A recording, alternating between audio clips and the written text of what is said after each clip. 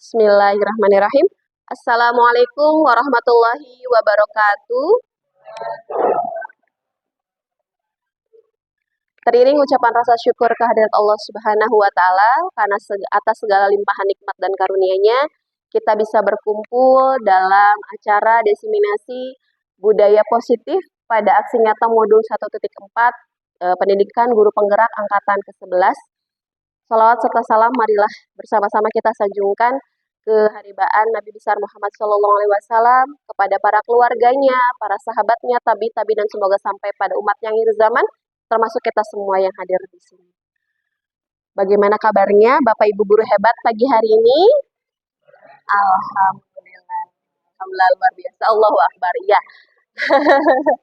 Terima kasih saya haturkan kepada rekan-rekan semua yang menyempatkan waktunya hadir di sini untuk membersamai saya dalam kegiatan diseminasi pada pagi hari ini. Mudah-mudahan Allah Subhanahu wa taala memberikan pahala yang berlipat ganda untuk Bapak Ibu semua, memberikan kesehatan dan kelancaran dalam setiap kegiatan dan urusannya. Amin ya rabbal alamin. Baik Bapak Ibu, sebelum acara ini kita mulai, kegiatan ini kita mulai, alangkah baiknya kita membuka acara ini dengan membacakan umul kitab ala hadiniyah wa ala kulinatin sholihah al-fatihah. Minasyaitonirrajim. Bismillahirrahmanirrahim. Alhamdulillah. Iya kana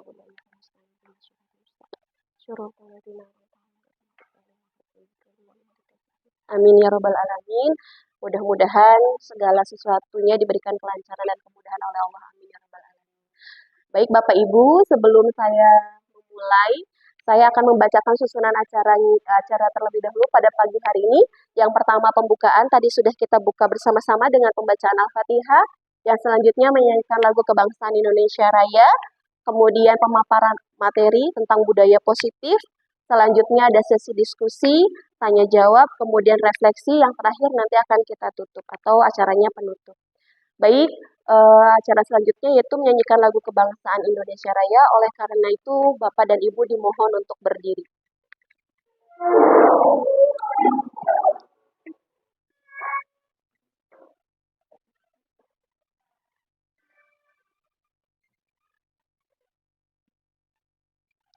Indonesia, tanah airku, tanah tumpah darahku. Di sanalah aku berdiri, jadi pandu ibuku.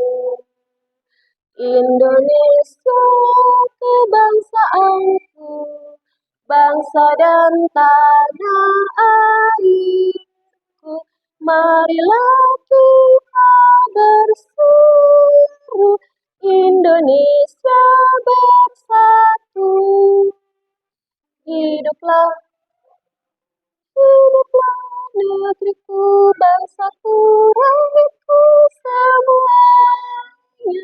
Bangunlah jiwanya, bangunlah badannya untuk Indonesia Raya.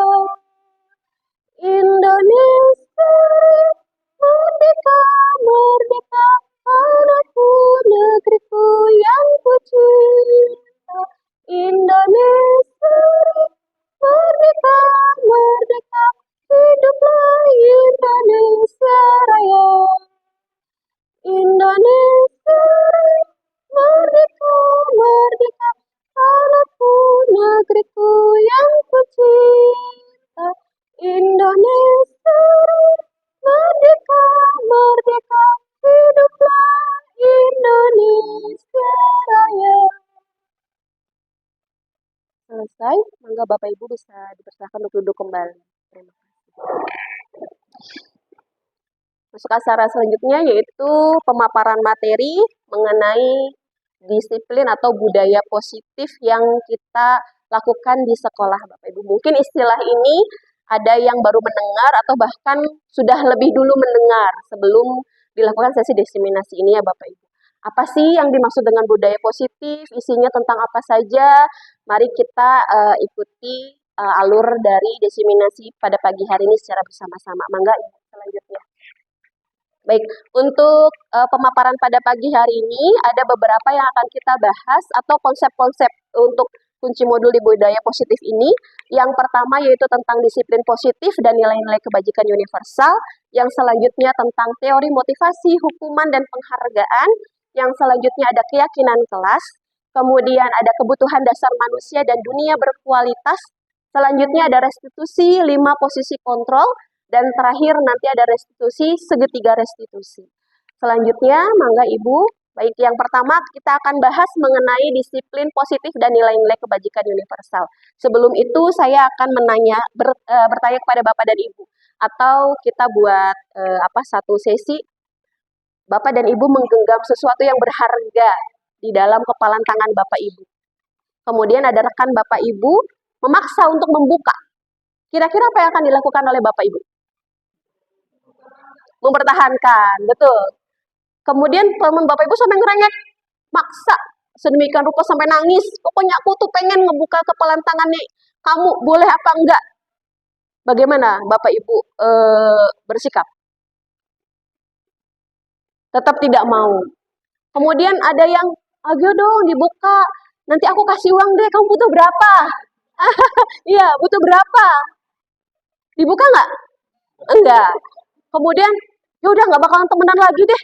Nggak bakal diajakin jalan-jalan lagi. Gimana? Biarin aja. Iya, baik. Gitu ya. Nah, ini mengawali kegiatan ini. Dari pertanyaan itu, dari hal seperti itu kita memposisikan siswa kita atau murid kita. Mereka punya kehendak, mereka punya keinginan. Yang kita sama sekali tidak bisa untuk mengubah. Ya, tidak bisa untuk memberikan pengaruh untuk mereka melakukan apa yang kita inginkan gitu ya. Jadi mereka sudah punya pertahanan diri itu, punya pemikiran sendiri. Lalu apa yang bisa kita lakukan? Memberikan stimulasi. Nah, ini berawal dari perubahan paradigma ini dari stimulus respon kepada pendekatan teori kontrol. Yang hanya bisa kita lakukan adalah mengontrol, tapi tidak bisa merubah. Contoh dari teori kontrol ini adalah orang lain bisa mengontrol saya.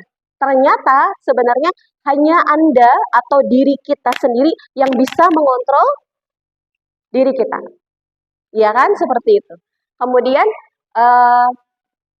saya bisa mengontrol orang lain. Nyatanya tidak bisa. Anda tidak bisa mengontrol orang lain. Dari contoh kasus tadi yang sederhana itu. Jadi kita melakukan satu proses perubahan paradigma sederhana itu kepada siswa kita saat ini. Kalau dulu barangkali kalau kita ngajar, pokoknya kamu harus melakukan ini. Terus anak, saya nggak bisa Bu, ya harus bisa. Kalau sekarang bagaimana kira-kira? Tidak bisa memaksakan. Tapi kita yang bisa dilakukan hanya memberikan stimulus. Oke, maunya apa? Kita arahkan ke arah sana. Seperti itu. Kita hanya bisa melakukan itu. Mendasari dari hal itu, ini nanti melanjutkannya adalah dari disiplin positif. Nah, disiplin positif ini memiliki tujuan, yaitu untuk menanamkan motivasi pada murid-murid, yaitu untuk menjadi orang yang mereka inginkan. Poinnya di situ, orang yang mereka inginkan dan menghargai diri sendiri dengan nilai-nilai yang mereka percaya. Tentu nilai-nilai ini adalah nilai-nilai kebajikan yang mereka percayai. Ya, nilai-nilai kebajikan apa? Nilai-nilai kebajikan yang sifatnya universal. Yaitu sifat-sifat positif manusia yang merupakan tujuan mulia yang ingin dicapai oleh setiap individu. Kalau sekarang di kurikulum Merdeka, kira-kira nilai-nilai kebajikan universalnya apa, Pak Bu? Tercantum dalam apa? Kebinekaan global. Masuknya berarti di mana? Profil pelajar Pancasila. Slide selanjutnya, mangga Ibu. Nah, salah satu nilai kebajikan yang ingin dituju atau dicapai oleh setiap anak di Indonesia yaitu tercantum di dalam profil pelajar Pancasila. Ini hanya salah satu. Berarti ada banyak hal yang lainnya. Ini hanya salah satu rangkumannya untuk saat ini di kurikulum Merdeka seperti itu ya. Yang nilai kebajikan yang dicapai adalah tentang profil pelajar Pancasila. Yaitu pertama, beriman, bertakwa kepada Tuhan Yang Maha Esa dan berakhlak mulia. Ini yang paling utama ya, menjadi garda terdepan perubahan sikap dan perilakunya adanya di poin ini. kemudian berkebinekaan global, selanjutnya bergotong royong, kreatif, kemudian bernalar kritis, dan mandiri. Ya Bapak Ibu, ada yang bisa mencontohkan salah satu, misalnya bergotong royong, contohnya siswa bagaimana? Iya. Oh iya, betul, seperti itu. Apalagi sekarang ya, di SMA 1 Beber sedang melaksanakan apa? Ada kegiatan apa kira-kira yang menumbuhkan gotong royong?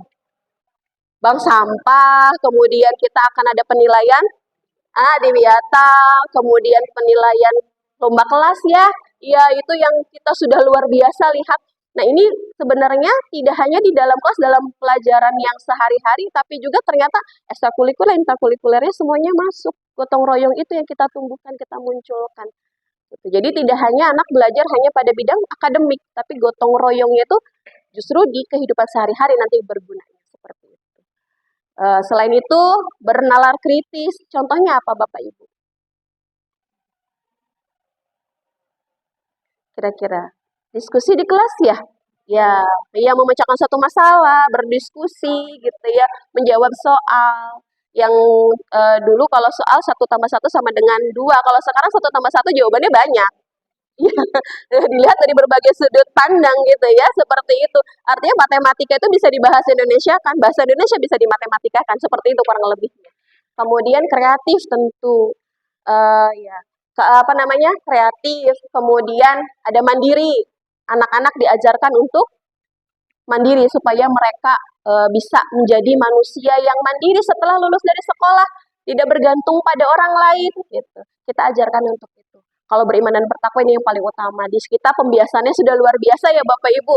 Setiap pagi di hari Selasa, Jumat itu sudah ada kegiatan sholat duha berjamaah, kemudian ada tilawah, kemudian ada literasi Al-Qur'annya, kemudian ada juga apa pidato gitu ya, seperti itu atau kultum seperti itu. Kemudian siang ada keputrian di hari Jumat. Banyak hal yang bisa kemudian menumbuhkan. Kemudian salam sapa salaman di depan itu juga untuk menumbuhkan itu ya.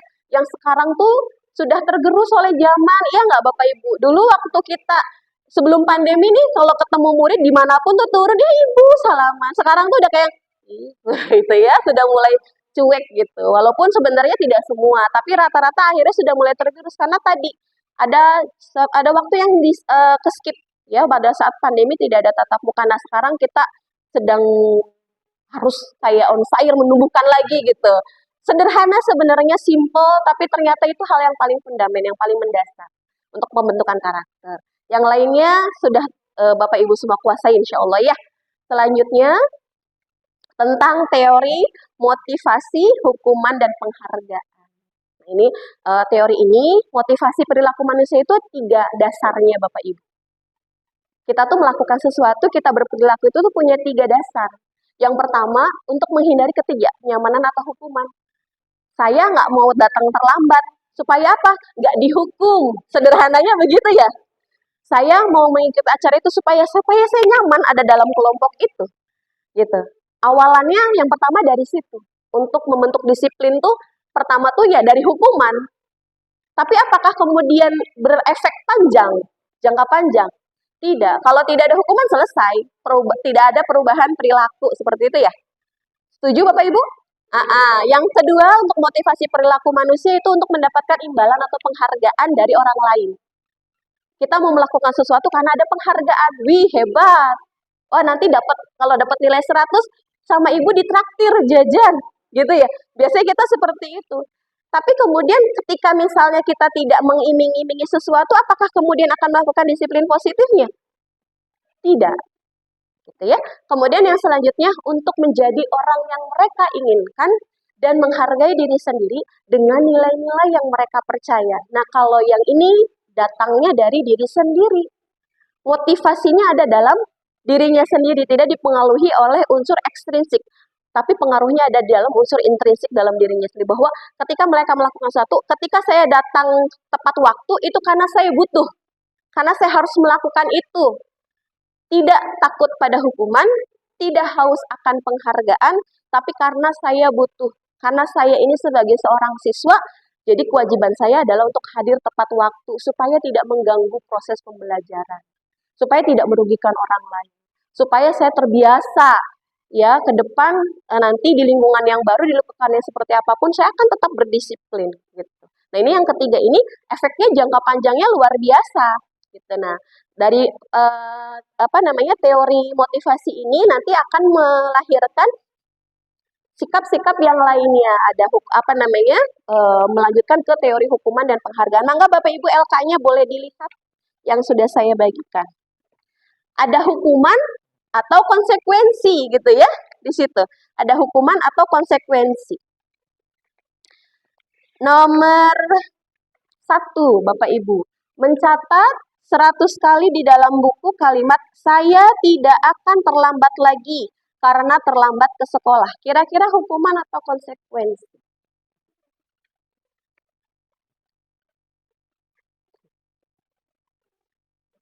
Hukuman?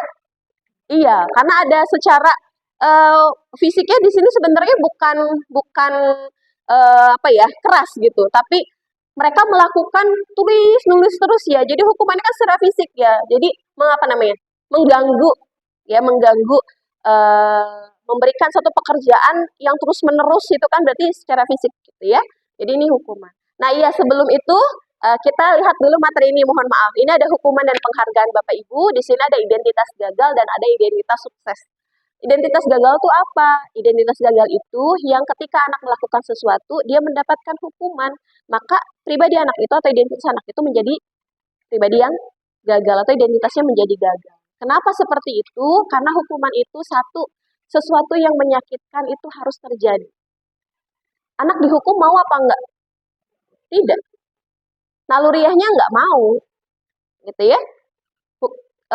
Ketika menghukum tuh anak tuh tidak mau. Berarti kalau sudah tidak mau itu menyakitkan atau tidak? Menyakitkan. Berbekasnya akan lama. Oke. Lalu kemudian identitas suksesnya apa? Bentuk disiplinnya seperti apa? Ada 2 Bapak Ibu, konsekuensi dan restitusi. Ya, ada konsekuensi dan restitusi. Jadi hukuman dan konsekuensi itu ternyata 2 hal yang berbeda. Kalau selama ini kita kadang saru menghukum sama dengan itu konsekuensinya, padahal 2 hal yang berbeda. Nah, yang pertama ada konsekuensi, sesuatu harus terjadi. Karena kita datang terlambat, konsekuensinya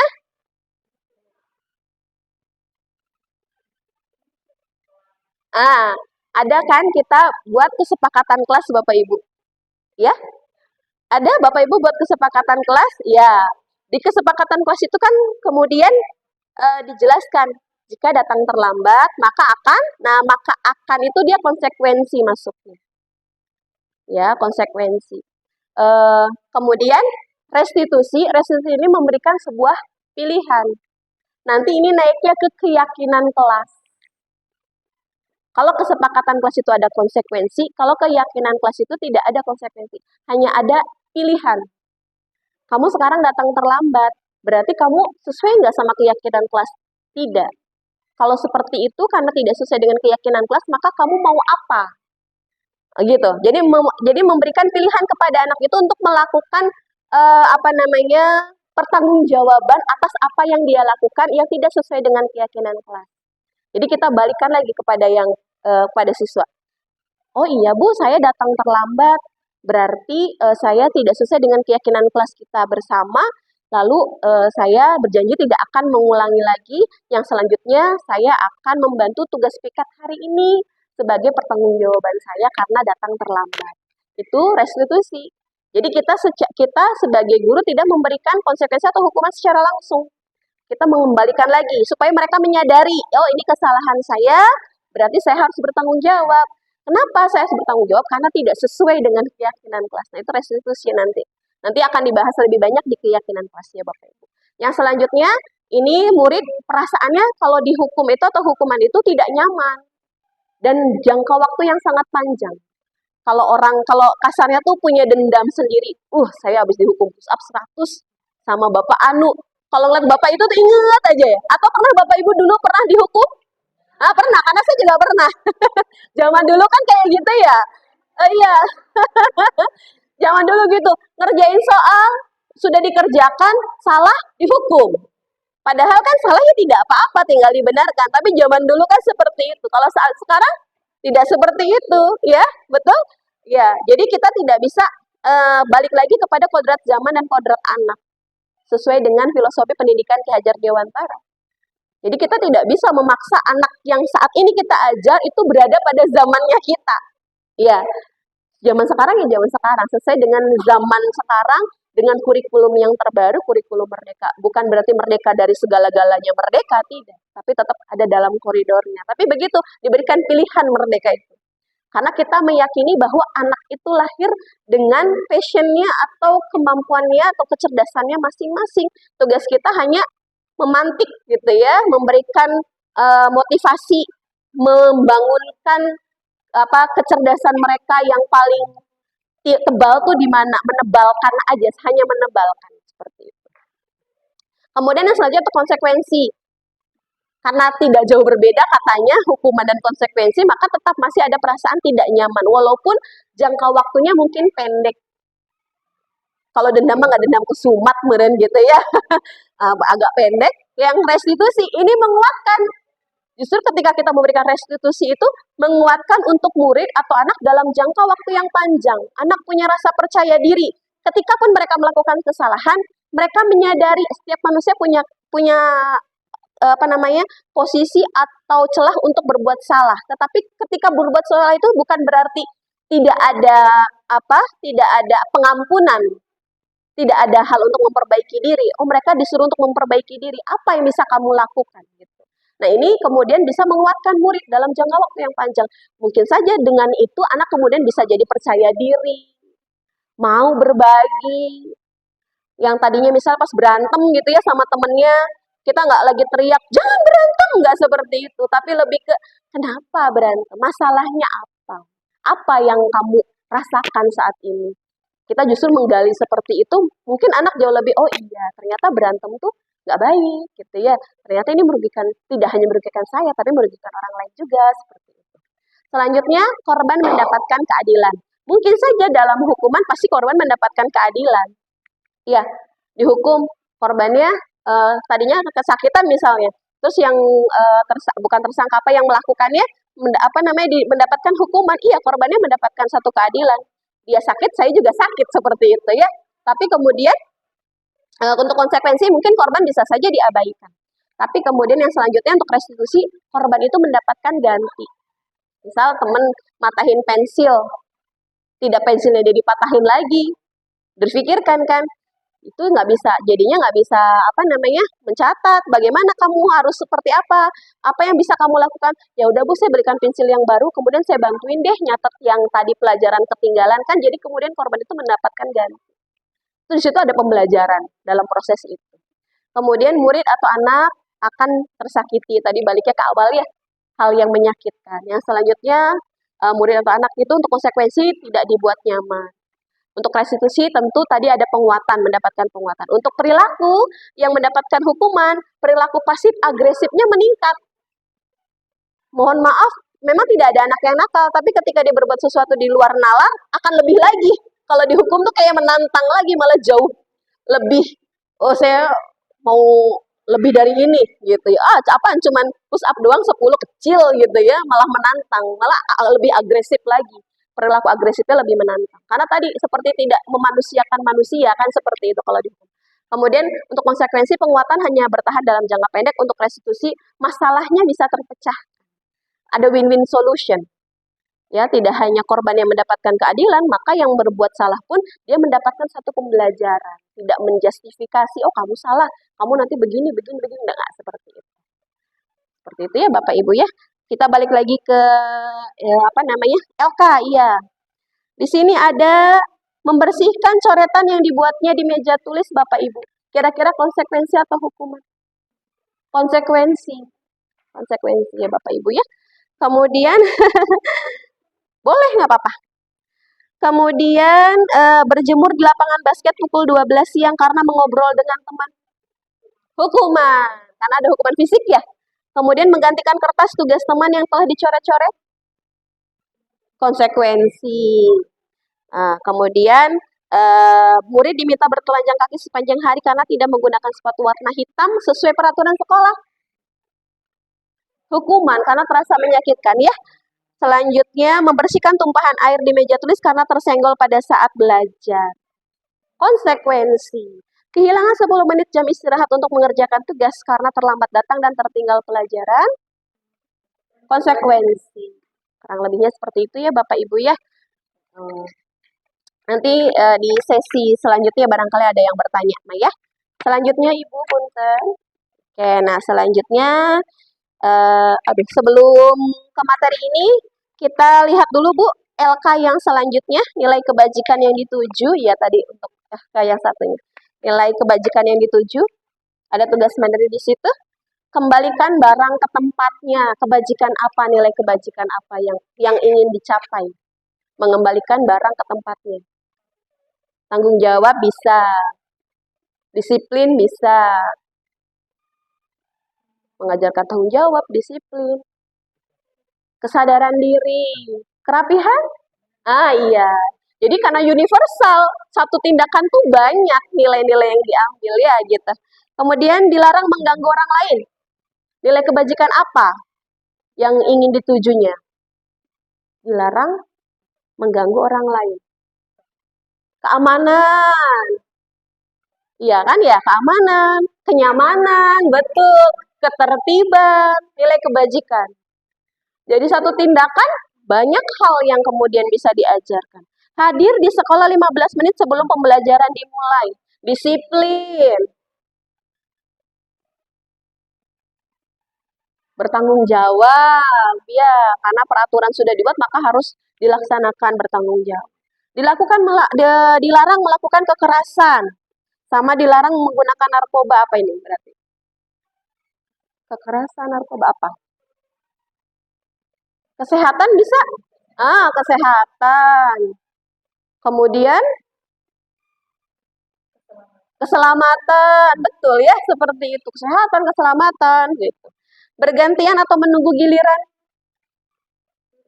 Disiplin, budaya antri, gitu ya. Menghargai orang lain, betul tidak Bu? Kesel ya kalau diserobot antriannya. Nah iya. Padahal antri itu sebenarnya gampang ya. Kesel, menguras emosi gitu ya. Nah ini hal yang sangat mudah, tapi kadang-kadang kita sendiri, itu anak sayanya nangis misalnya gitu ya. Kita kadang-kadang untuk hal-hal kecil justru sebenarnya kadang-kadang lebih sulit dikerjakan juga gitu. Anak-anak gitu, Bu, aku ya belum makan, belum sarapan gitu. Padahal suruh siapa belum makan, belum sarapan, kan paginya nggak ngapa-ngapain gitu ya, hanya mempersiapkan diri. Seperti itu. Kemudian dilarang merokok, kesehatan, kebersihan, ya nggak?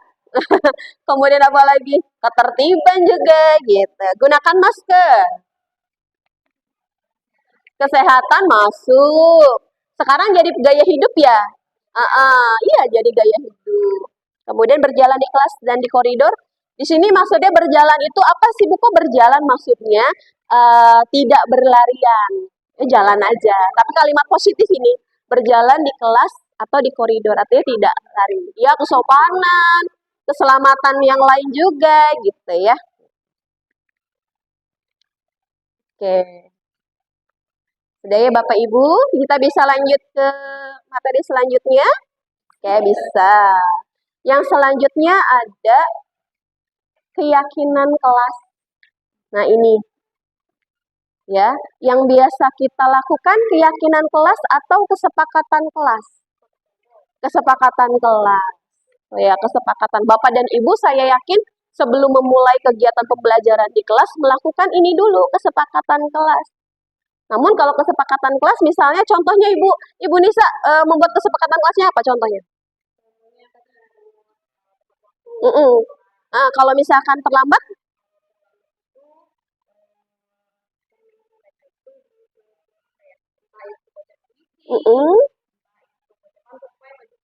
Oh, berarti maju ke depan kelas. Baik, itu konsekuensinya seperti itu ya. Kalau Bu Feni? Mm-mm. Oh, berarti literasi Al-Qur'annya ya. Oke. Untuk Bu Nunu, oh, mau baca teks karena bahasa Inggris ya. Jadi agak-agak jiper anaknya kalau suruh baca teks bahasa Inggris ya Bu, seperti itu. Itu menurut mereka tuh konsekuensi, rada takut gitu ya. Nah, kalau Bu Rizky bagaimana Bu? Iya. Oh, wah, langsung gempur ya, boro-boro mau terlambat udah nggak mau terlambat deh. Kalau Pak Andri bagaimana? Uh, Selain itu kesepakatan kelas yang lainnya bagaimana? Oh gitu. Kalau ada yang pakai HP,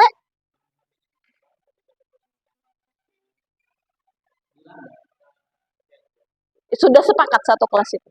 Oke, baik. Kalau Pak Iip bagaimana Pak?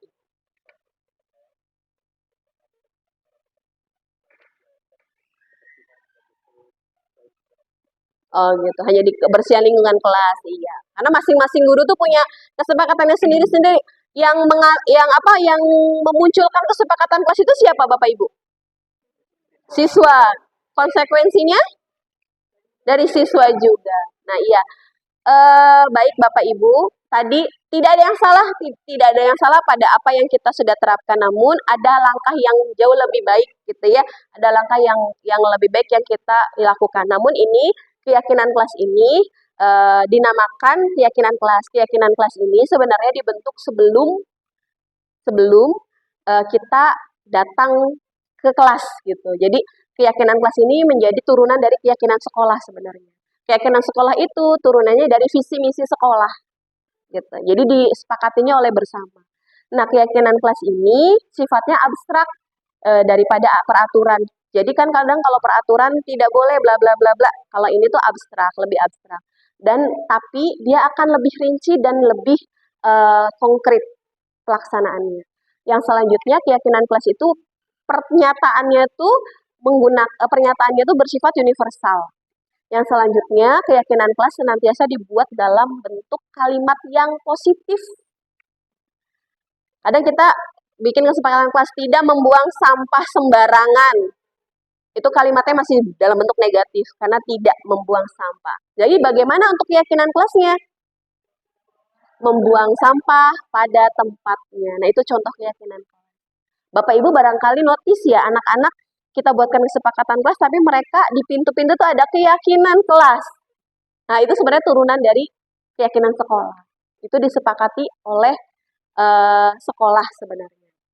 Jadi, yang dibuat dalam bentuk atau kalimat positif. Kalau misalkan dilarang buang sampah sembarangan, berarti buanglah sampah pada tempatnya. Tidak boleh datang terlambat, berarti kalimat positifnya keyakinan kelasnya hadir tepat waktu gitu. Jadi keyakinan kelas seperti itu. Jadi nanti tidak ada konsekuensi, ya. Hanya nanti datangnya ke restitusi. Sudah menyetujui, sudah tahu keyakinan kelasnya seperti apa? Iya, hadir tepat waktu. Kenapa kamu terlambat? Oh iya, saya tidak melaksanakan keyakinan kelas. Nah, jadi kalau keyakinan itu datangnya dari dirinya, dari unsurnya ada dalam unsur intrinsiknya, tidak ada ekstrinsik gitu ya, dari dalam diri. Mereka meyakini turunannya dari mana ya tadi dari visi misi sekolah kita gitu. Visi misi sekolah kita Bapak Ibu tahu tidak?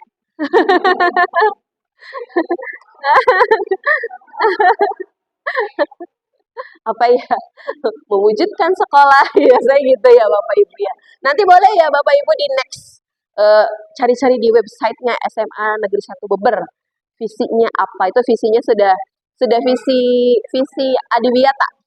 Sudah visi Adiwiyata, betul. Jadi itu ya Bapak Ibu sudah memahami keyakinan kelas itu seperti apa? Karena saya juga jujurli, akhirnya pakai bahasa jujurli, membuatnya kesepakatan kelas. Kemudian saya belajar tentang budaya positif. Kemudian, oh pantesan saya ketika masuk kelas, loh perasaan kesepakatan kelasnya tidak seperti ini. Kok adanya keyakinan kelas? Terus saya tanya sama anak, kalian dapat ini dari mana? Googling bu katanya gitu. Ternyata mereka satu step. Tapi saya lihat kok setiap kelas sama keyakinan kelas sama. Oh berarti pendahulunya sudah ada seperti itu. saya merasa secara pribadi, loh, saya berarti kalah satu step ya karena memang belum belajar. Tapi kemarin-kemarin saya belajar modul ini sudah yang oh mantep banget, oh pantesan, oh iya, oh begini. Jadi banyak ohnya gitu. Nah, hari ini kemudian saya diseminasikan, saya share share ulang apa yang saya dapatkan apa materi itu ke Bapak Ibu. Barangkali Bapak Ibu juga notice masuk kelas ini ada apa? Ada apa sih? Tulisan di pintu. Iya, semua rata-rata di pintu, apalagi kalau kelasnya yang pakai kaca kan semuanya gitu ya. Udah di pintu yang udah, oh ini kayak kena oke baru masuk.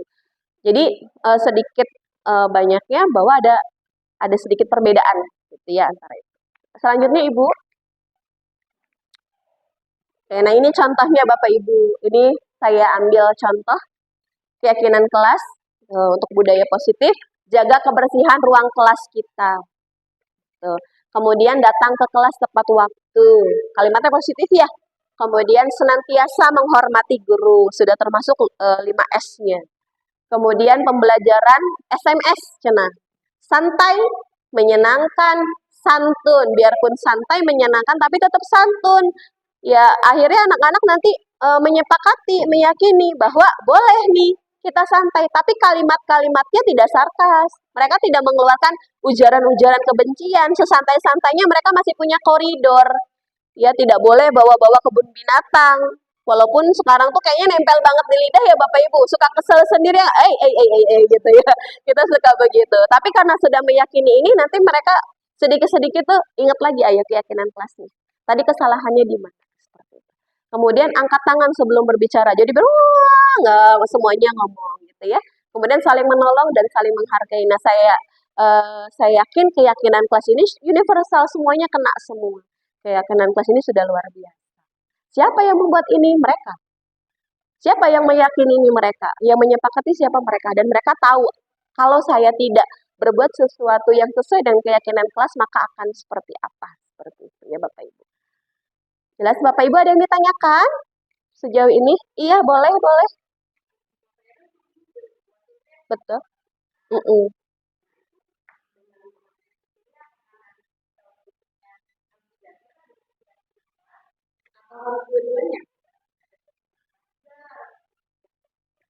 Sebenarnya tidak ada yang salah ya Bapak Ibu, sama-sama dua-duanya juga kan sesuatu yang dimunculkan oleh siswa disepakati bersama, namun yang jauh lebih baik yang bisa apa namanya menguatkan nilai-nilai tadi kebajikan yang universal, maka kita menggunakan keyakinan kelas. Gitu. Keyakinan kelas itu nanti bahasanya jauh lebih bisa bersifat universal dan bahasanya positif. Jadi untuk apa namanya menguatkan anak tuh jauh lebih bisa kuat gitu kalau keyakinan kelas. Mungkin paradigmanya nanti akan berubah seperti itu ya Bapak Ibu. Jadi nanti kita buatkannya keyakinan kelas.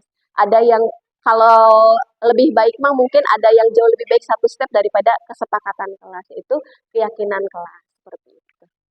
Begitu Bapak Ibu bisa diterima? Oke, siap. Oke. Nah, ini tadi yang selanjutnya ini ada kebutuhan dasar manusia dan dunia berkualitas. Wah, udah dunia berkualitas tuh apa? Gitu ya. Iya, apa ya gitu. Jadi Bapak Ibu, sebenarnya tugas kita sebagai guru tuh udah luar biasa banyak sekali. Banget ya. Administrasi luar biasa ya Bapak Ibu ya. Karena kita sebelum melangkah tuh harus punya planning dulu, makanya harus ada administrasi dulu. Ada RPP, ada CPATP, dan lain sebagainya. Sebenarnya itu bukan sesuatu yang seharusnya terbebani, tidak harus merasa terbebani, karena memang itu kewajiban kita. Kalau kita mau action, maka harus ada rambu-rambunya dulu, biar kita tuh bergerak sesuai dengan rambu-rambunya, seperti itu, idealnya seperti itu. Kemudian sudah action, ada refleksi. Tadi saya ngajarin ini, bagaimana nih apa namanya anak-anak, oh penilaiannya saya seperti apa, kita refleksikan. Kalau dengan metode yang seperti ini, strategi yang seperti ini, ternyata ketuntasannya hanya separuh, hanya 10% atau 20%, kita refleksikan. Berarti ke depannya apa yang salah, di mana letak kekurangannya, seperti itu. Yang kemudian, yang sebenarnya yang harus kita lakukan lagi adalah kita mengetahui kebutuhan dasar dari siswa itu apa, atau kebutuhan dasar dari manusia itu apa sebenarnya. Yang ingin kita penuhi itu apa, tangki apa yang ingin dipenuhi oleh setiap anak itu. Misalnya anak tuh bermasalah ya Bapak Ibu. Misalnya ada yang datangnya terlambat aja. Pas ditanya kenapa datangnya terlambat terus, bangunnya kesiangan Bu. Loh, memang tidak ada orang tua di rumah, tidak ada yang membangunkan, nggak ada Bu, orang tua saya kerja semuanya. Di mana kerjanya? Di Jakarta. Loh, kamu hidup sama siapa di sini? Sama nenek-neneknya sudah tua. Misalnya gitu. Berarti kebutuhan dasar apa yang menyebabkan anak itu melakukan seperti itu terus-terusan? Mungkin perhatian, kasih sayang, ya seperti itu. Jadi kita anak tuh melakukan sesuatu tuh karena tangki kebutuhan dasarnya kosong, gitu. Jadi ada alasan kenapa dia melakukan kesalahan tersebut. Makanya kalau hukuman kan no excuse ya, salah, gitu benar-benar. Tapi kalau restitusi enggak, kita menggali apa sih sebenarnya nih yang terjadi gitu. Nah, kebutuhan dasar itu dibagi menjadi 5 Bapak Ibu. Ada yang pertama yaitu bertahan hidup survival. Anak berantem. Tok gitu ya. Kenapa berantem? Ya kalau saya nggak ngelawan saya yang habis, Bu. Iya. Iya. Berarti kebutuhan apa yang dia butuhkan? Bertahan hidup. Salah ya padahal. Apa perbuatannya? Berantem. Salah. Tapi kita memvalidasi tindakan salah itu. Oh iya, memang harus bertahan hidup kan. Tapi kemudian tidak selesai sampai di situ. Tapi apakah sesuai dengan keyakinan kelas? Oh enggak Bu, kan harus menghormati orang lain. Nah, kalau begitu merasa salah? Iya, saya salah. Saya sudah melanggar keyakinan kelas saya. Lalu mau seperti apa? Nah, nanti begitu. Jadi kita tadi dibalikkan lagi atau dikembalikan lagi kepada kebutuhan siswa tadi. Jadi tidak menjustifikasi, oh kamu salah, kamu berantem. Tuh teman kamu sampai babak belur. Oh saya juga babak belur, Bu, dia dulu rame gitu ya. Seperti itu. Ini bertahan hidup, ini yang paling penting, survival. Dan contoh kasusnya banyak. Makan aja kan untuk bertahan hidup ya Bapak Ibu ya. Adanya jam istirahat, ya enggak. Terus jam istirahat dia misalnya menggunakan seenaknya, makannya jadi terlambat. Sebenarnya bukan kebutuhan bertahan hidup, kamunya berarti yang nyeleneh kan seperti itu.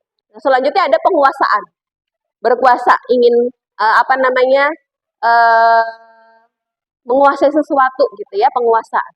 Kemudian kasih sayang dan rasa diterima. Nah ini yang kebutuhan dasar, yang mendasar sebenarnya banyak yang terjadi itu karena butuh kasih sayang, rasa diterima. Kemudian kebebasan, masa-masa perubahan usia dari remaja ke dewasa tuh ya, ada part yang kebebasan, mereka ingin menunjukkan penguasaan, kebebasan seperti itu. Kemudian yang selanjutnya ada kesenangan. Nah ini kebutuhan dasar kita sebenarnya.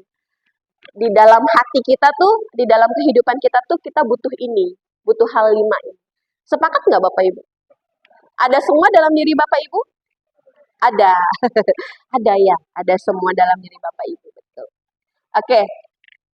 Selanjutnya Bapak Ibu, ketika kita sudah mengetahui kebutuhan dasar kita, maka kita akan tahu akan seperti apa kita bertindak kepada perilaku siswa kita yang melakukan kesalahan. Nanti ini di sini ada contoh studi kasus untuk kebutuhan dasar manusia Bapak Ibu. Jadi tahun ini Dimas genap berusia 17 tahun. Ia senang sekali ketika ayahnya mulai mengajarkan cara menyetir mobil. Kira-kira Bapak Ibu usianya sudah berapa sekarang? 17 plus gitu ya. 17 lebih. Ini si Dimas sudah diajari nyetir mobil. Waktu saya nyetir mobil-mobilan kayaknya. Motor juga kayaknya belum ya, Jawa dulu. Oke.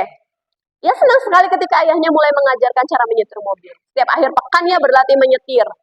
Ia terlihat senang sekali berlatih sampai akhirnya ia bisa menyetir mobil sendiri dengan baik dan lancar. Ketika ibunya bertanya kepada Dimas, apa yang membuat dia ingin bisa menyetir mobil? Ketika jawaban Dimas adalah seperti ini, kebutuhan apa yang dia penuhi?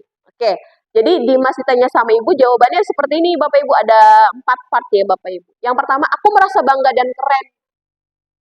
Berarti Dimas itu sedang memiliki kebutuhan dasar penguasaan, merasa ingin, aku nyetir mobil tuh buat aku tuh ngerasa bangga, keren gitu ya, menguasai sesuatu gitu ya, penguasaan. Kemudian bisa jalan-jalan naik mobil sama teman-temanku. Kebutuhan dasar apa yang ingin Dimas penuhi? Kasih sayang, rasa diterima. Bisa jadi kan gitu ya. Ayo aku bisa nyetir mobil, oh iya kita jalan-jalan, oh iya cepet-cepet ya jalan-jalan gitu. Kan berarti merasa diterima oleh lingkungannya gitu. Kemudian aku senang bisa pergi ke tempat-tempat yang aku suka. Kebutuhan dasar kebebasan, bebas. Seneng pengen main ke sana ke sini sebebas aku sesuka aku gitu. Yang selanjutnya menyetir mobil itu seru, kesenangan. Jadi dalam hal apapun siswa itu tidak hanya melakukan kesalahan, melakukan apapun, baik itu positif berarti mereka sedang mengisi tangki kebutuhan dasar mereka. Jadi selalu ada alasan dalam setiap tindakan apapun itu. Kita menyadarinya dari situ dulu. Supaya langkah selanjutnya kita tidak menjustifikasi orang lain atau tidak menjustifikasi murid kita gitu ya, siswa kita karena kita berhadapannya dengan siswa. Gitu ya Bapak Ibu. Nah, selanjutnya ini dunia berkualitas. Tadi yang apa ya dunia berkualitas? Jadi dunia berkualitas ini adalah tempat khusus dalam pikiran Bapak Ibu. Ya, dalam pikiran anak-anak, tempat Anda atau anak-anak menyimpan gambaran representasi dari semua yang Anda inginkan. Bisa berisi orang, kemudian hal, atau apa saja yang terbaik dalam hidup Anda dan membuat Anda merasa bahagia dan terpenuhi kebutuhan dasar Anda. Menurut Dr. William Glasser, menyebutnya sebagai semacam album foto sehingga isinya tidak akan terlalu banyak, hanya bagian-bagian atau hanya terdiri dari beberapa hal saja yang sangat signifikan, kemudian atau benar-benar terbaik dalam hidup Anda yang membuat hidup Anda menjadi lebih bermakna, mengcapture hal-hal baik saja itu, atau ekspektasi mungkin seperti itu ya dalam kerangka berpikir kita. Kebutuhan dasarnya bisa bersifat lebih umum dan universal, sedangkan dunia berkualitas ini lebih unik dan personal. Jadi Bapak Ibu sekarang bikin lingkaran. Di kertas mangga bikin lingkaran. Kemudian Bapak Ibu pikirkan. Nah ya, Bapak Ibu pikirkan di dalam lingkaran ini lingkaran ini adalah dunia berkualitasnya Bapak Ibu. Bapak Ibu pikirkan siapa orang yang berpengaruh atau yang sangat berpengaruh dalam kehidupan Bapak Ibu. Iya. Mungkin pacar, satu orang boleh, dua orang boleh, tiga orang, siapa saja boleh. Pacar, pasangan hidup, anak, atasan misalnya. Setelah menemukan nama orang itu, kemudian apa yang membuat ibu atau bapak ini memilih orang itu yang ada dalam pikiran bapak ibu? Alasannya apa? Atau keinginannya apa seperti itu? Iya, dituliskan aja di dalam lingkaran itu. Kecil-kecil aja. Kan kalau kita sudah menuliskan nama orang kan, kenapa sih kok nama orang itu tercantum dalam pikiran kita? Apa sih keinginan kita sama orang itu?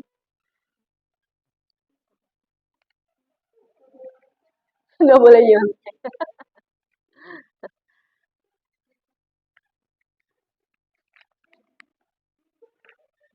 Hal baik apa yang bisa Bapak Ibu ambil dari orang yang tercatat namanya di situ?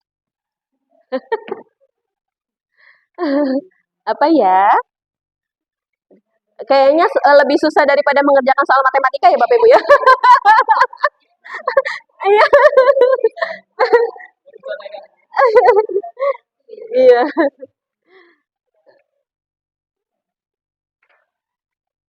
Bu Feni kayaknya udah jadi nih. Eh, saya pengen tahu Bu Feni, dalam dunia berkualitas Bu Feni apa yang disematkan di situ?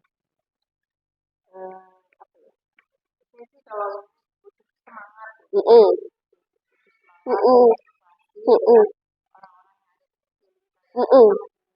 Keluarga, berarti nama keluarga yang ada dalam pikiran Bu Feni, iya. Heeh. Saudara-saudara, baik. Apa yang ingin, apa yang, kan tadi butuh semangat, apa hal yang membuat Ibu Feni semangat ketika memikirkan mereka?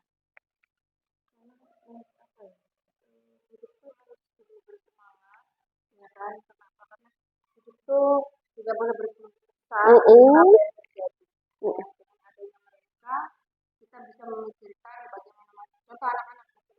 Mm-mm. Betul, betul.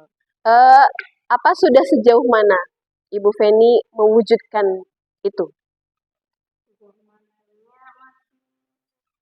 banyak mungkin ya, mungkin masih ada baru berapa persennya Mm-mm. gitu.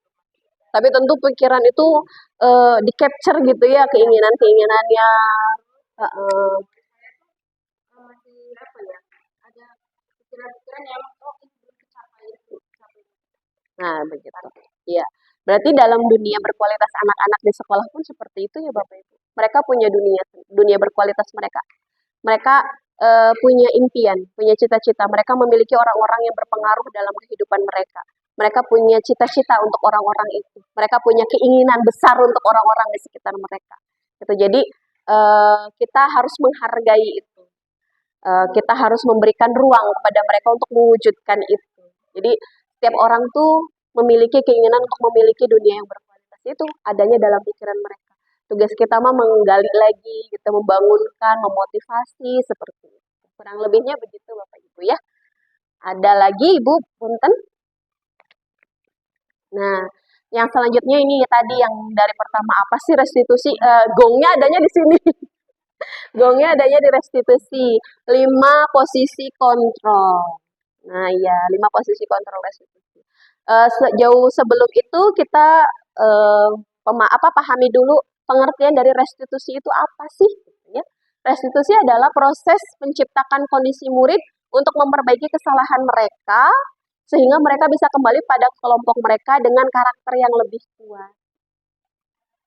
Jadi ini salah satu cara atau penanganan kepada permasalahan yang dihadapi oleh siswa, tapi dengan cara mengembalikan lagi mereka pada kelompok mereka dengan kondisi yang atau karakter yang jauh lebih kuat, tidak dengan dihukum atau tidak dengan menerima konsekuensi.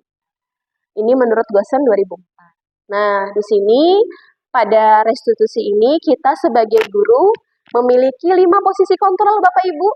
Nanti bisa senyum-senyum ya. Selama ini kita melakukan apa? Kita menjadi apa? Ya, kita menjadi seorang penghukum kah? Pembuat orang merasa bersalah kah? Jadi teman, pemantau, atau jadi manajer. Nanti ada part yang harusnya nih yang lebih baik yang mana? Yang sudah saya lakukan selama ini sudah sampai di mana? Di tahapan apa? Untuk yang pertama penghukum. Rasa-rasanya saya juga secara pribadi dulu kayaknya jadi guru penghukum. Anak datang terlambat, turun, jangan masuk dulu. Keliling lapangan dulu 10 kali. Penghukum ya, gitu. Tapi setelah belajar tentang 5 posisi kontrol, restitusi tuh merasa bahwa ternyata salah ya. Bukan salah, lebih ke ternyata kurang baik dampaknya. Seperti itu. Nah ini yang pertama ada penghukum, mangga bisa dilihat di LK yang saya bagikan. Ini penghukum ini guru berbuat biasanya menghardik, menunjuk, gitu ya biasanya. Mereka salah gitu ya, benar ya. Menyakiti secara verbal, fisik, menyindir, gitu ya. Nanti kalimat yang keluarnya kalau kamu tidak melakukan, kamu akan ya biasanya menghardik ya seperti itu. Hasilnya anak menjadi pemberontak, pendendam, menyalahkan orang lain gara-gara kamu sih. Saya jadi dihukum kan. Biasanya suka gitu ya Bapak Ibu ya. Kemudian murid akan berkata, nah I don't care lah, saya nggak peduli. Gitu ya. Kemudian bisa nggak mengulangi kesalahan lagi? Sangat bisa. Karena ada yang mungkin, gampang dihukumnya cuma kayak gitu doang. Gak apa-apa lah, ngulangin lagi gitu ya. Kemudian bisa jadi lebih agresif malah. Ya, menantang kan, lebih agresif. Kemudian murid meletakkan guru di luar dunia berkualitas. Jadi mereka tidak menyematkan murid pada dunia berkualitas mereka. Ya. Selanjutnya, nah ini identitasnya gagal, perilaku kontrolnya negatif. Motivasinya adanya di eksternal Bapak Ibu, di luar daripada unsur intrinsik yang ada dalam diri. Yang selanjutnya pembuat merasa bersalah. Apa ya? Tipe apa ya? Tipe apa kira-kira? Nah, pembuat merasa bersalah itu caranya berceramah Bapak Ibu. Kamu tuh buat ibu jadi sedih, kecewa. Gimana kalau dibilang begitu? Aku ngerasa bersalah. Ya, gitu kan? Iya nggak? Nah, ini membuat orang merasa bersalah. Iya, jadinya anak tuh, aku jadi ibu, maafin aku ya. Gitu ya. Membuat merasa berceramah, menjangan kecewaan mendalam. Kayak yang kecewa banget. Ibu tuh sedih kalian kayak gini tuh. Kira-kira anak-anak ini nggak berasa bersalah nggak? Iya. Gitu. Ibu tuh sedih kalian kayak gini. Ibu tuh ibu tuh ngerasa gagal ya jadi pendidik tuh kamunya pada kayak gini aja gitu ya. Iya, seperti itu. Itu masih dalam kontrol yang negatif Bapak Ibu. Ya. Nanti tadi kalimatnya kamu sudah mengecewakan ibu atau bapak. Itu tapi saya lakukan itu. Kayak gitu ya. Kita memahami, kita melakukan itu ya Bapak Ibu ya. Seperti itu. Karena belum tahu ilmunya. Gitu ya. Kemudian menyembunyikan, menyangkal, berbohong gitu ya. Hasilnya kan begitu. Enggak Bu, enggak akan ulangi lagi. Tapi kan kita tidak tahu kemudian anak mengulangi atau enggak. Karena ngerasa orang itu merasa bersalah, jadi dia tuh akhirnya bersifat berbohong lah, menyangkal gitu kan ya seperti itu. Kemudian dia kata maafin saya Bu, maaf ya Bu, tadi begini begini begini. Kemudian anaknya bagaimana akhirnya? Dia merasa rendah diri. Kenapa? Karena sudah membuat orang lain merasa bersalah, membuat orang lain kecewa. Jadi percaya dirinya hilang. Akhirnya rendah diri, gitu. Dan merasa gagal. Nah, saya mah bisanya ngecewain orang aja. Nah, seperti itu ya, Bapak Ibu ya. Iya, muridnya meletakkan guru di dalam dunia berkualitas. Murid itu meletakkan gurunya di dalam dunia berkualitas pada posisi merasa bersalah. Tapi hanya meletakkan saja, Bapak Ibu. Gitu, hanya menyimpan saja. Oke, yang selanjutnya ada identitas sukses, ada perilaku kontrol positif, ada 2 part di situ. Yang pertama jadi teman. Saya rasa semua rata-rata kadang suka menjadi teman ya untuk siswanya. Udah nggak apa-apa. Iya nggak? Udah nggak apa-apa gitu ya. Kalimat sederhananya begitu. Kita seperti merasa yang penting kita masuk ke dunia mereka. Jadi teman. Padahal ada efeknya ternyata Bapak Ibu. Oke. Untuk posisi kontrol kita sebagai teman, ini membuatkan alasan-alasan untuk murid. Bu, tadi tuh ada anak yang terlambat sama bapak itu. Bapak itunya tuh marah. Udah, nanti ibu bantu menyelesaikannya. Nah ini posisi kontrolnya sebagai teman. Ya, ibu bantu. Iya, ibu bantu gitu ya. Nanti tenang bapak ibu bereskan. Ya, kayak teman kan, just gampang, jangan takut lah. Udah kita bareng-bareng gitu. Itu kayak teman kan, kayak kita ke teman. Nah ini jadinya akan membuat ketergantungan. Bergantung aja ya sama kita.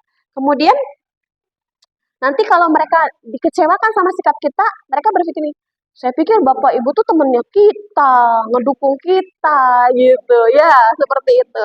Nanti berarti dampak pada muridnya tergantung, tidak bisa mandiri. Kalau kitanya tidak membackup, iya, kalau kita tidak membackup, ya sudah tidak dianggap teman. Kemudian apa? Berlaku sesuka hati, karena tidak ada seperti apa ya? Karena tidak bisa menyelesaikan sendiri, malah lebih tidak beraturan seperti itu nantinya. Kemudian murid ini meletakkan guru sebagai orang penting dalam dunia berkualitasnya. Orang penting, karena apa sih? Tergantung kan sama gurunya. Jadi ya menempatkan hanya sebagai orang penting aja. Kalau gurunya nggak ada, kira-kira bisa nyelesain nggak? Tidak. Ambiar. Gitu. Walaupun ini sifatnya masih positif ya Bapak Ibu ya. Yang selanjutnya, pemantau. Andri, kamu alfanya udah banyak banget. Nih, ibu punya datanya. Kamu terlambat terus. Kayak pemantau. Punya data. Ada catatannya. Mantau aja gitu ya.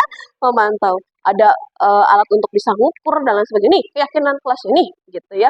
Serba dini. Nih. Jadi diingatkan, mengingatkan gitu ya. Seperti itu. Coba apa peraturannya? Gitu ya, langsung begitu. Apa konsekuensinya? Apa yang telah kamu lakukan? Jadi selalu gitu ya, karena dia by data kalau pemantau itu. Hasilnya bagaimana Bapak Ibu? Anak-anak bisa menyelesaikan kalau diawasi. Kalau nggak diawasi, berantakan. Nah, tenang, udah nggak ada Bu fikihnya. Santai gitu ya. Kemudian atau kita memberikan satu penghargaan Bapak Ibu. Saya akan mendapatkan bintang 5 nih. Nah, kalau ngerjain tugas. Saya misalnya sudah bisa melakukan itu, nanti saya dapat reward jalan-jalan ke Bali sama Bu Feni misalnya gitu. Ternyata penghargaan itu tidak selalu bernilai positif Bapak Ibu ya. Gitu. Selanjutnya menitik beratkan pada dampak diri sendiri, mendapatkan hadiah atau mendapatkan hukuman. Murid meletakkan guru peraturannya di dunia berkualitas. Yang selanjutnya, ini motivasinya intrinsik, bukan dari faktor eksternal. Kalau tadi, menghukum, membuat orang merasa bersalah, teman dan pemantau posisi kontrolnya, ini pengaruh ke anaknya adalah pengaruhnya dari faktor eksternal, faktor gurunya. Kalau yang terakhir, kita menjadikan diri kita sebagai seorang manajer, itu nanti anak ketika menghadapi permasalahan, unsur yang mereka yakini adalah dalam diri mereka sendiri, intrinsik. Maka untuk sejauh ini adalah posisi yang paling sempurna menurut saya setelah mempelajari ini. Walaupun posisi 1-4 saya sudah melakukan semua gitu ya. Kita sama-sama udah ngelakuin semua gitu. Tapi setelah saya mempelajari budaya positif ini di modul ini, saya semakin tahu bahwa ternyata ada posisi yang memiliki satu hal yang luar biasa ketika kita menjalankan itu. Yaitu posisi manajer. Sebagai seorang manajer. Ngapain sebagai seorang manajer? Satu, ketika anak itu melakukan kesalahan, kita ajukan pertanyaan-pertanyaan. Selanjutnya, kita menanyakan apa yang kamu yakini, keyakinan kelas seperti apa yang sudah kita sepakati bersama. Apakah hal itu bagaimana cara kamu memperbaikinya? Jadi kita balikan lagi ke mereka, bukan kita yang memutuskan, tapi mereka yang mencoba menggali. Saya salah, berarti saya harus ngapain gitu. Kemudian di sini hasilnya menguatkan watak atau karakternya. Yang tadinya tidak percaya diri jadi percaya diri, yang tadinya emosi jadi adem, merasa bahwa oh iya saya salah ya. Saya berarti berbuat tadi tuh salah ternyata. Oh, saya tuh nyontek tuh salah berarti seperti itu. Kemudian mereka berkata, bagaimana caranya agar saya bisa memperbaiki kesalahan saya tersebut. Jadi mereka menyadari itu. Selanjutnya, mereka bisa mengevaluasi diri mereka bagaimana menjadi pribadi yang jauh lebih baik. Murid meletakkan dirinya sebagai individu yang positif dalam dunia yang berkualitas. Mereka punya karakter positif yang terbentuk dari sebuah permasalahan yang mereka hadapi. Gitu, Bapak Ibu. Untuk 5 posisi kontrolnya. Ada yang ditanyakan Bapak Ibu? Sudah cukup? Boleh. Bagaimana Ibu?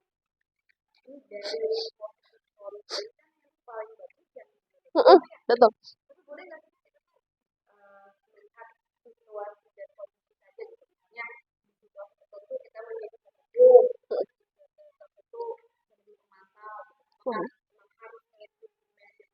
Tidak boleh.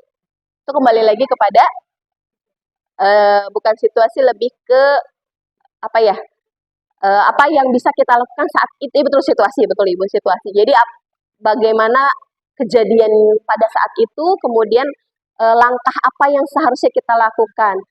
Di sini bukan berarti semuanya harus memilih jadi manajer, karena kita bukan we are not an angel gitu ya. Kita manusia biasa gitu ya. Kita manusia biasa yang kadang-kadang kita juga secara tidak langsung karena suka kalau anak melakukan kesalahan tuh refleks gitu ya. Kamu pusat aja atau apa gitu. Tapi ada pilihan. Jika bisa memilih yang posisi yang kelima untuk menguatkan karakter itu. Tapi bagaimana Bu kalau misalkan kita tidak bisa di posisi kelima itu dengan permasalahan ini, boleh nggak ke yang lain? Mangga, itu disesuaikan dengan kebijakan dari Bapak Ibu sendiri. Hanya di sini hanya menjelaskan ini loh posisi kontrol kita tuh ada. Kadang-kadang kita jadi penghukum, kita juga menjadi pembuat orang merasa bersalah, teman, pemantau, dan manajer. Kita tinggal mempertimbangkan nanti dampak ke siswanya seperti apa. Jadi nanti jangan kemudian udah bandel banget sih kamu tuh. Kenapa seperti itu? Mungkin kitanya seringnya terus-terusan menghukum, nggak komunikasi dua arah, nggak nanya dulu kamu kenapa, ini kenapa gitu ya. Menurut saya sih sekarang begini aja, kita bareng-bareng ya berusaha untuk menjadi manajer walaupun sulit tapi kalau ternyata tidak bisa, pemantau aja mangga, tidak apa-apa. Jadikan teman ya sudah, tidak apa-apa gitu. Bagaimana yang bisa Ibu Bapak lakukan di kelas? Itu kembali lagi kepada keyakinan masing-masing seperti itu. Iya. Yang terpenting mah kita menyelesaikan masalah anak yang dihadapi sama siswa, kita tidak meninggalkan mereka, mereka membangun jati diri mereka menjadi jauh lebih kuat seperti itu. Nah ini ditawarkan inilah ada yang lebih bagus gitu ya cara penanganannya. Tadi dengan restitusi itu Bapak Ibu. Begitu Ibu? Oke baik. Selanjutnya di dalam LK di situ ada 5 posisi kontrol menurut Diane Gosen ya Bapak Ibu. Seorang penghukum di situ biasanya bisa menggunakan hukuman fisik atau verbal. Kamu bandel banget itu sudah hukuman, tapi dengan cara verbal. Bandel banget, nempel. Oh, aku jadi anak bandel gitu ya. Iya, verbal ya. Ternyata itu jauh lebih ini ya Bapak Ibu. Kamu sih salah. Kamu salah terus. Berarti selama ini aku tuh gak pernah bener ya. Gitu.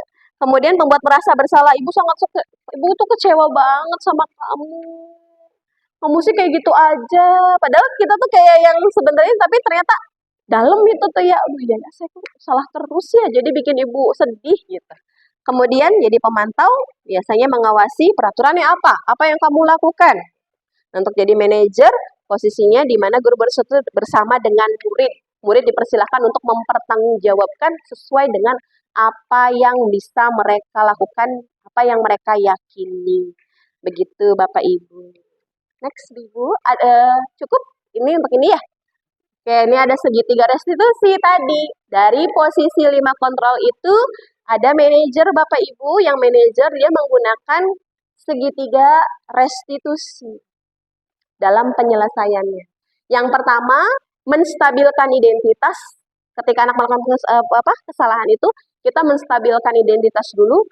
Kemudian validasi tindakan yang salah. Terakhir, kita menanyakan keyakinan. Maksudnya bagaimana, Bu? Ketika anak melakukan kesalahan, kita akan menyelesaikan permasalahan yang terjadi pada anak. Kita yang pertama lakukan adalah menstabilkan identitas dulu dengan kalimatnya seperti apa. Kamu tentu punya alasan. Kenapa kamu sampai melakukan hal itu? Kalimat itu contoh untuk menstabilkan identitas. Kamu tentu punya alasan. Kenapa kamu sampai akhirnya datang terlambat? Nah, itu menstabilkan identitas dulu. Kemudian validasi tindakan yang salah. Setiap orang juga pernah kok datang terlambat. Kita seperti memvalidasi tindakan salah, tapi kok kita validasi ya? Gitu. Tapi ini prosesnya. Yang selanjutnya, kita kemudian menanyakan keyakinan kelas. Tentu ketika pun setiap orang pernah datang terlambat, tapi kita harus tahu apakah datang terlambat itu sesuai dengan keyakinan kelas kita. Kita akan kembalikan ke situ. Enggak, Bu, nggak sesuai. Coba kalau kamu masih ingat apa keyakinan kelas kita? Nah, itu menanyakan keyakinan. Hadir tepat waktu. Nah, berarti kalau seperti itu apakah sudah sesuai dengan keyakinan kelasnya? Belum, Bu. Apa yang akan dilakukan kalau belum sesuai dengan keyakinan kelas? Karena saya belum sesuai dengan keyakinan kelas, maka saya akan satu bertanggung jawab. Berarti misalnya karena datangnya terlambat, mengganggu pembelajaran yang lain, saya siap Bu, istirahatnya digunakan untuk pelajaran tambahan. Gitu. Seperti itu. Jadi bukan konsekuensi, pertanggungjawabannya munculnya dari mereka sendiri, kesiapan itu muncul dari mereka, bukan dari kita gurunya. Jadi prosesnya itu Bu, segitiga restitusi ini. Yang pertama menstabilkan identitas, selanjutnya validasi tindakan yang salah, yang terakhir adalah menanyakan keyakinan. Selesai kasusnya. Lebih enak sepertinya. Ya, kita tahu masalah kebutuhan dasar mereka apa kita paham, mereka juga memahami, kita menghargai siswa kita gitu ya. Kemudian kita tidak menghardik, kita tidak menjustifikasi, tapi kita menanyakan kembali keyakinan yang sudah dibuat bersama-sama di awal tahun pembelajaran seperti itu. Kemudian mereka mempertanggungjawabkan sesuai dengan yang mereka mau, sesuai dengan yang mereka inginkan, sesuai yang kebutuhan dasar apa yang mereka harapkan, dunia berkualitas seperti apa yang mereka inginkan. Seperti itu Bapak Ibu. Ada yang ditanyakan Bapak Ibu? Cukup? Oke. Nah, di sini ada di LK terakhir Bapak Ibu, di situ ada role play. Pak Joko, Mario, dan Adi, ada 3 ya. Mangga Bapak Ibu kita role play ya, biar tahu yang mana kalimat menstabilkan identitas, yang mana validasi tindakan yang salah, yang mana yang menanyakan keyakinan. Gitu ya. Pak Joko mau siapa? Biar nggak ngantuk ya Pak Iip. Pak Joko, Pak Iip. Mario dan Adi berarti 2 orang. Pak Andri, satunya. Mario, Pak Andri, Adinya Bu Nunung. Ya, boleh. Biar kebagian ngomong semua. Yang keras ya, Bapak. Boleh di depan aja ya. Ya, tepuk tangan dulu. Yeah. Nah, Pak Joko, Mario, Adi. Ayo Pak Joko, Pak Joko. Oh, ini kayaknya Bapak udah ada. Yang mana? Oh iya, ini. Mangga, mangga. Ibu ini, Bu.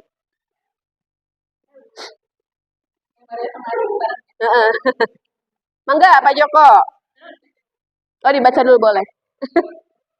Nanti dulu ini. Mau dibaca dulu katanya. Oh ya, nanti saya ini. Saya baca skrip. Mario dan Adi merupakan murid kelas 8 di SMP Tunas. Pada jam istirahat makan siang saat semua anak lain bermain di luar kelas, mereka diajak bicara oleh guru wali kelas mereka, Bapak Joko di ruang kelas. Mangga Pak Joko. Di sini Pak. Iya. Iya, baca aja sesuai sama teksnya. Iya, sesuai dengan Mario Adi.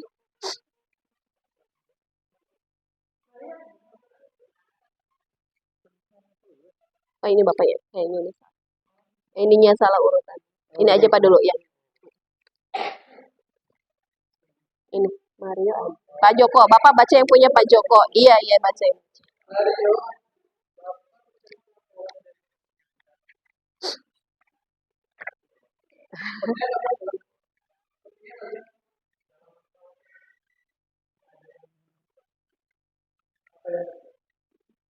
Berdua boleh.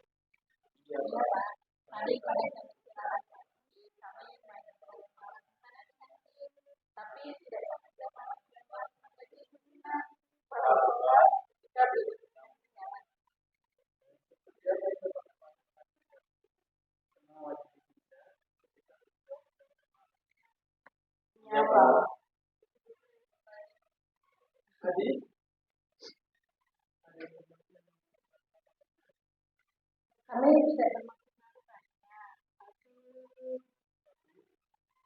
tapi kami tidak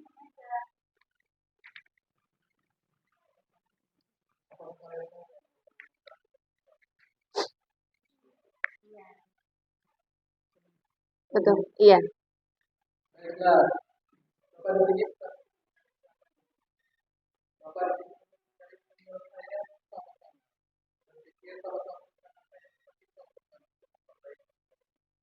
Kalian pasti melakukan itu pasti perlu ya.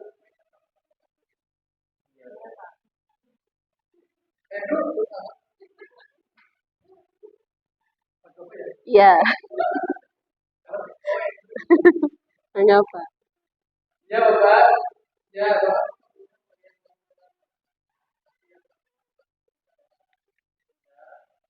Sekarang kalian Iya. sekarang mari kita bicara keyakinan Tuhan dan keyakinan Tuhan. Apa yang kita lakukan? Yang mana yang kita menghormati orang lain dan menghormati diri sendiri.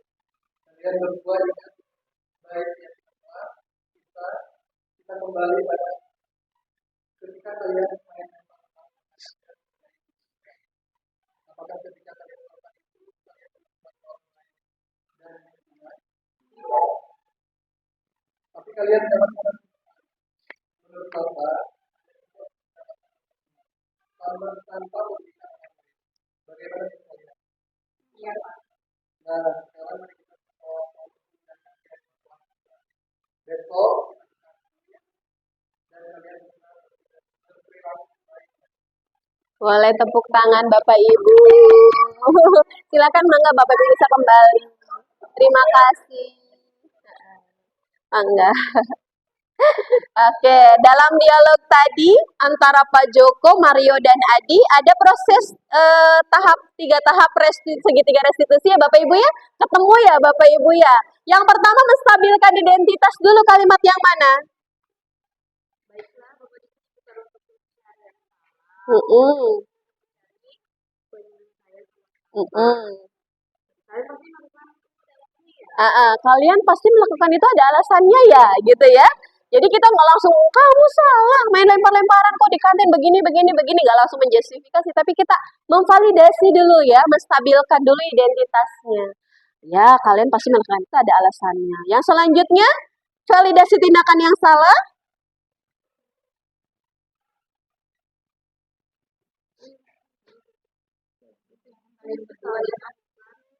Mm-mm. Iya. Bapak bisa melihat kalian merasa senang melakukannya. Salah, tapi kan kita lihat sisi positifnya ya. Bahwa seneng ya kalian tuh ngelakuinnya, tapi yang kalian lakukan tuh merugikan orang lain. Sehingga sekarang kalian dalam masalah. Lalu terakhir, menanyakan keyakinan. Sekarang kita bicara tentang keyakinan kelas dan keyakinan sekolah kita. Apa yang kita percaya? Mana yang belum kalian tunjukkan? Jadi mereka tuh dibuat untuk berpikir, mempertanggungjawabkan apa yang sudah mereka lakukan gitu ya. Oke, kita harus bersikap baik satu sama lain. Jadi mereka ingat-ingat keyakinan kelasnya. Oh, kita harus bersikap baik satu sama lain. Ada lagi, menghormati orang lain, menghormati diri sendiri.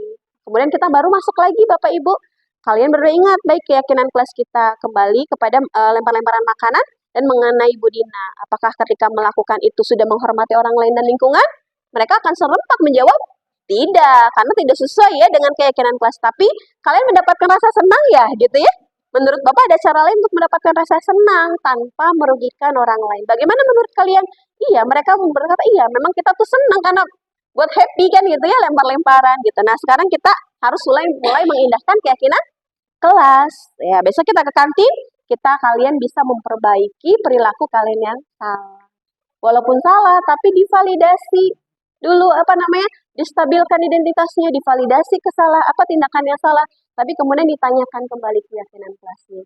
Jadi perubahan perilakunya nanti akan terlihat gitu, dikuatkan oleh keyakinan kelas yang kita bangun bersama-sama. Seperti itu Bapak Ibu. Jadi posisi kontrol apa? Dari 5 posisi kontrol, posisi mana yang dipraktekkan oleh guru? Manajer, karena melakukan segitiga restitusi ya Bapak Ibu. Kebutuhan apa yang dipenuhi oleh Mario dan Adi? Kesenangan, karena tadi bilang gitu seneng kan kalian, iya karena saya seneng Bu gitu ya. Salah, tapi ada kebutuhan yang ingin mereka penuhi apa? Senang. Gitu. Tadi sudah ditanyakan satu persatu oleh saya ya, yang dikatakan guru pada tahap menstabilkan identitas, validasi tindakan yang salah, dan juga menanyakan keyakinan. Kira-kira sesuai prinsip restitusi apa yang akan dilakukan Mario Adi untuk memperbaiki kesalahan mereka pada Budina? Nggak ada ya di dalam teksnya. Nah ini kita dibuat untuk berpikir, kira-kira kalau sesuai dengan prinsip restitusi, apa yang akan dilakukan oleh Mario dan Adi? Pertama, meminta maaf dulu kepada Budina. Kemudian berjanji mungkin ya untuk tidak mengulangi. Kemudian apa lagi? Karena merasa bersalah atau merugikan orang lain, apakah mereka ingin melakukan sesuatu untuk menembus rasa bersalah mereka? Bisa jadi ya gitu ya. Karena makanannya dilempar-lempar kan, makanan dilempar juga itu sudah satu bentuk kesalahan. Misalnya mengganti makanan yang itu, atau misalnya mereka membagikan makanan ke temennya sebagai bentuk makanan apa namanya tadi sudah membuat mubazir makanan yang dilempar-lempar seperti itu. Mungkin tindakannya nanti akan seperti itu. Sampai di sini Bapak Ibu, adakah yang ingin ditanyakan? Atau adakah perubahan paradigma berpikir dari Bapak dan Ibu setelah mempelajari modul budaya positif ini? Atau ada satu hal yang, oh nanti saya mau praktek ini nih gitu. Atau bagaimana? Ada yang ditanyakan? Kalau yang tadi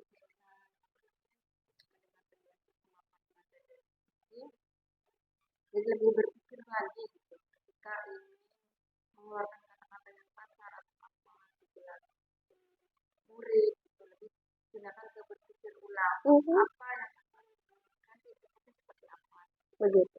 Jadi kita jadi jauh lebih belajar lagi untuk berhati-hati, bijak lagi ya Bapak Ibu ya, seperti itu. Alhamdulillah. Baik Bapak Ibu, jika tidak ada yang ingin bertanya atau disampaikan, saya boleh minta refleksi untuk kegiatan hari ini? Ya, eh, mohon silahkan dituliskan di dalam post-it-nya. Kalau sudah, monggo boleh ditempel di apa namanya, kertas astro hitamnya. Bagaimana hasil refleksi belajar hari ini? Apa saja perubahan paradigma berpikir dari Bapak Ibu? Nanti saya minta satu orang Bapak, ada perwakilan dari Bapak Ibu untuk menyampaikan secara langsung di depan ya. Seperti itu.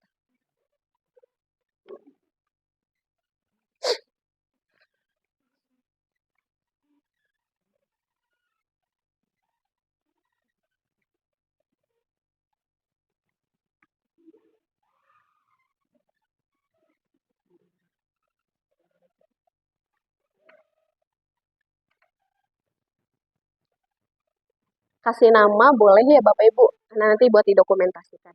Mau 2 lembar post-itnya tidak apa-apa, nanti tinggal ditempelnya beriringan.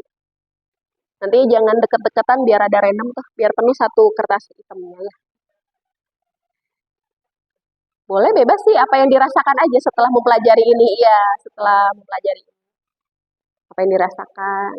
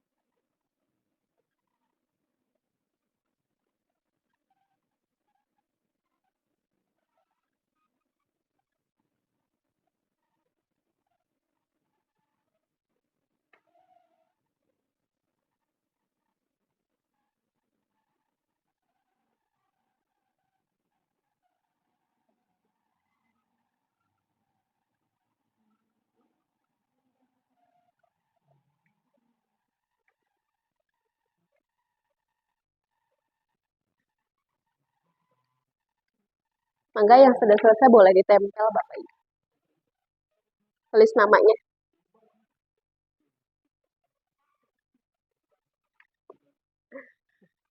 Mau singkat padat jelas tidak apa-apa, mau panjang lebar mangga.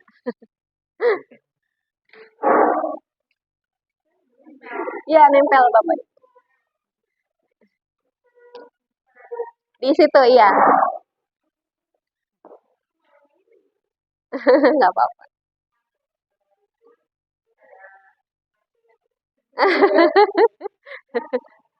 Kurang nempel ya? Ada double tip sebentar. Punten teh. Oh, iya.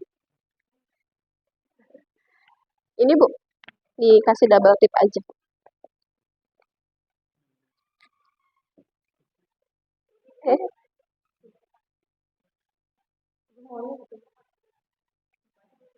Iya, 2 gitu nggak apa-apa. Mangga, mangga.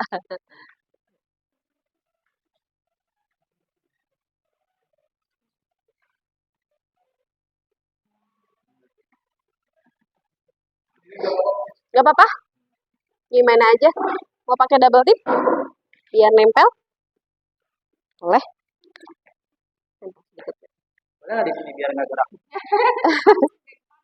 Kan ini sudah senang. Nempel nggak? Enggak, nempel coba dulu aja.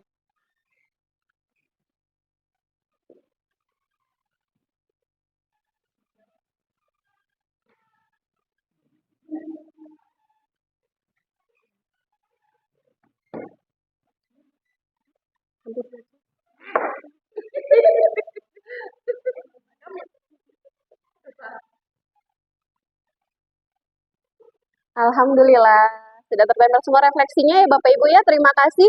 Baik, barangkali mau ada yang menyampaikan secara langsung presentasi hari ini seperti apa yang dirasakan gitu ya, apa yang dirasakan seperti itu. Oh gantian katanya. Bu Rizky boleh, iya. Bu Rizky belum. Oh, oke boleh. Refleksi hari ini. Apa yang dirasakan, kemudian bagaimana? Iya, oh gitu ya. Ya, yang pertama saya pribadi ini atas nama pribadi ya, mengucapkan banyak terima kasih karena apa yang tadi disampaikan oleh rekan saya Ibu Vicky itu sangat apa namanya menginspirasi, menambah ilmu sehingga saya bisa belajar belajar apa belajar untuk mengontrol apa tadi itu yang lima posisi kontrol ya dari yang kelima itu ternyata oh saya harus belajar lagi yang endingnya nanti kita akan menjadi manajer untuk anak-anak ya karena kalau saya pribadi punten ya anak-anak itu walaupun dengan karakteristiknya mereka adalah inspirasi buat saya pribadi itu aja terima kasih. Baik, Bapak Ibu, terima kasih Pak Iif sudah menyampaikan refleksinya pada pagi hari ini. Terima kasih.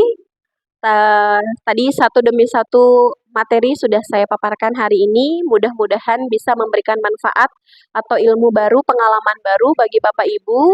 Mangga saya dengan sangat senang hati barangkali Bapak Ibu ingin melakukan sharing secara pribadi dengan saya, mangga saya membuka kesempatan yang seluas-luasnya di luar dari jam ini gitu ya. Mohon maaf jika dalam penyampaian ada kesalahan yang saya lakukan baik sengaja maupun tidak disengaja. Terima kasih sekali atas waktunya Bapak Ibu semua, Masya Allah luar biasa. Semoga Allah gantikan dengan pahala yang berlipat.